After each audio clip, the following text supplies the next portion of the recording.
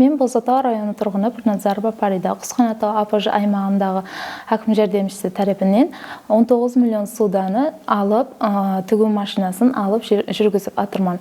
Қазіргі уақытта аймағымыздағы аял қызларға милли нағыз тоқылған көйлеклерді, той киімлерін, жакетлерді әмде ағаларымыз, інілеріміз үшін милли жакетлерді әм бас киімлерді тігіп қолдануға беріп атырмыз.